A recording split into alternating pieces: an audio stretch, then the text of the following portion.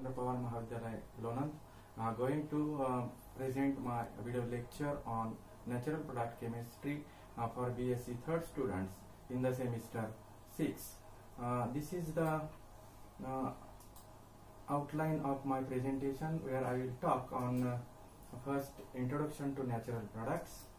After that, with respect to terpenoid chemistry, we will discuss its introduction, occurrence, isolation, its extraction, as well as their general characteristics, and lastly we will discuss its classification, and we will conclude the today's video lecture. So as far as natural products are concerned, we know that they are produced from living organisms, and living organisms are one of the major resource for their generation, as we are seeing in this daily lives, where plants and trees, they are one of the resources whereby one can isolate some kinds of organic compounds, which may be very simple, or some kinds they are in complex nature. As far as isolation of these natural products are concerned, most of we know that these pigments which we also isolate from this particular plant material, they find application in various diversified areas, such as dyeing, painting, perfumes, and folk medicine, etc. And we know that this natural product chemistry is not known to unknown to us, but it is very well known since ancient days, right from the Veda period. So as far as terpenes or terpenoids are concerned, this is the general definition of terpenes, whereby one can simply define these are the organic compounds which are obtained from different parts of plants and trees. And this is the simply from chemistry point of view, and these are hydrocarbons, and ultimately having formula C5H8N, and generally they are isolated from turpentine oil and basically from pine tree. And as far as recent or modern definition of this terpenoid is concerned, one may say that it contains oxygen in it, and therefore such oxygenated derivatives are called as terpenoids, basically alcohols and few aldehydes or ketone kinds of terpenes. They are having a characteristic fragrant smell, therefore one can say that they are having aromatic behavior, and therefore they find application in the perfume industry. As far as their nature is concerned, basic building block for this particular isoprene having molecular formula C5H8, and therefore one may also call it as isoprenoids. So this is the application window for these terpenoids, and in the various diversified areas. For example, in perfume industry, in medicines, as a food colors, as a organic synthesis counters, as a anti-helminthics, as a disinfectants and antiseptics, along with insecticides. So one can see these particular diversified applications of these terpenoids that are of plant origin. Now, as far as their occurrence is concerned, these are the two major resources from where one can isolate these terpenoids. For example, plants, and second resource is trees.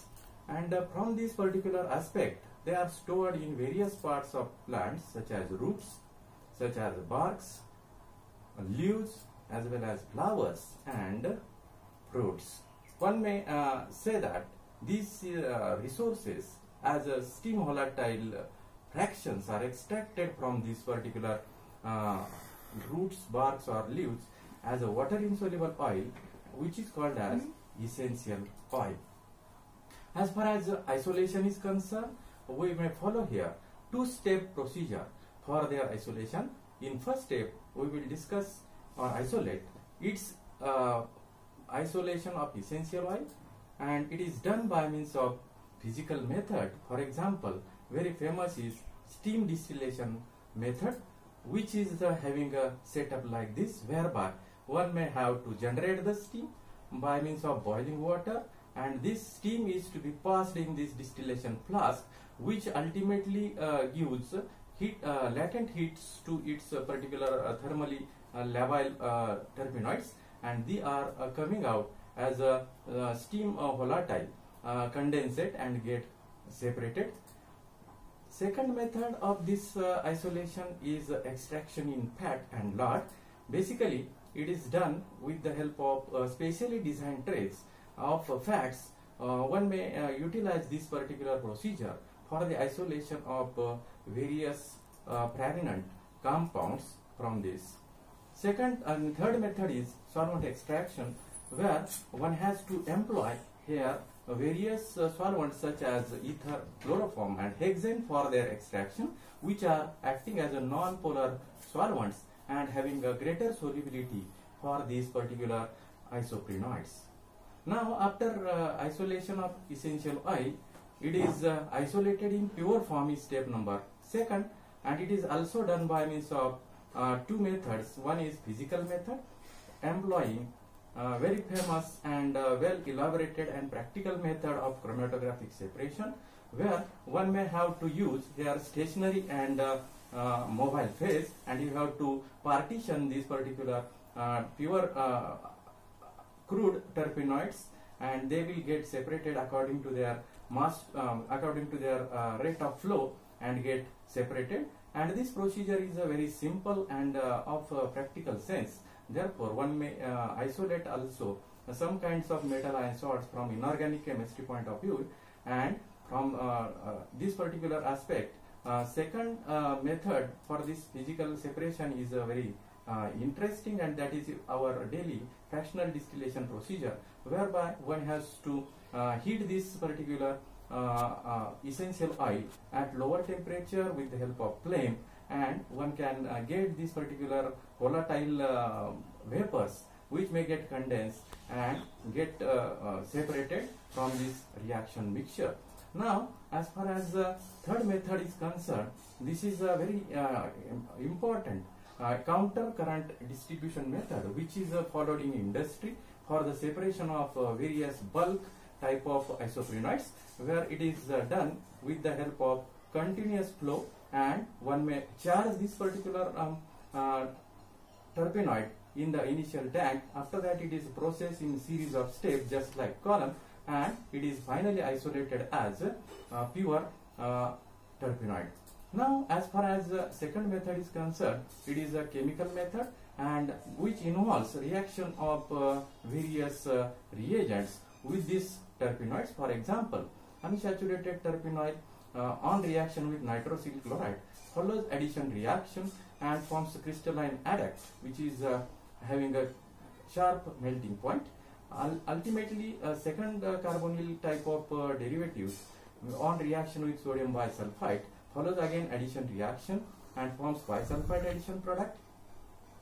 And in case of alcoholic terpenoid on reaction with phthalic anhydride follows esterification reaction and it forms diester.